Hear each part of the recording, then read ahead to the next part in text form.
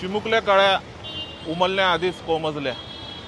काही दिवसापूर्वी बदलापूर, नंतर अकोला, मग मुंबई आणि आता पुणे, या महाराष्ट्रामध्ये नक्की चाललंय तरी काय?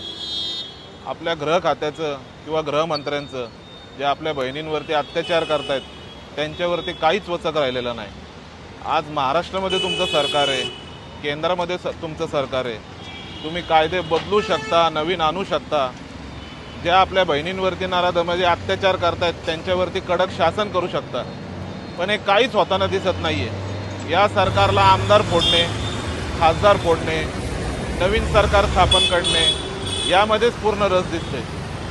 आज आपल्या लाडकी बहिणीवरती रोज अत्याचार होत आहेत आणि तुम्ही लाडकी बहीण योजना राबवताय।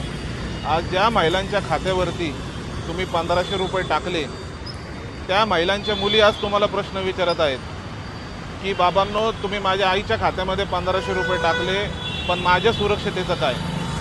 आपल्या महाराष्ट्राच्या सर्व महिला स्वाभिमानी आहेत, त्यांना तुमच्या 1500 रुपयाची गरज नाही।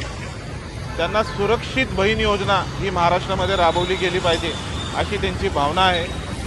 आज राष्ट्रवादी युवक काँग्रेस कोथरूड विधानसभेच्या वतीने आम्ही संपूर्ण कोथरूड परिसरामध्ये हे फलक लावले आहेत। या फलकच्या माध्यमातून आमची सरकारला अनुरोध आहे की ज्या नराधमांनी आमच्या बहिणींवरती हे अत्याचार केले त्यांना फाशीच झाली पाहिजे।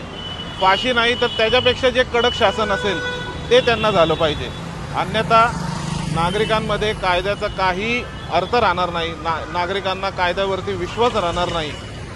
हे अनुरोध आम्ही राष्ट्रवादी युवक काँग्रेस याच्या वतीने आम्ही करत आहोत आणि त्या नराधमांना फाशीच झाली पाहिजे, त्याशिवाय काही नाही झालं पाहिजे, ही राष्ट्रवादी युवक काँग्रेसची मागणी आहे।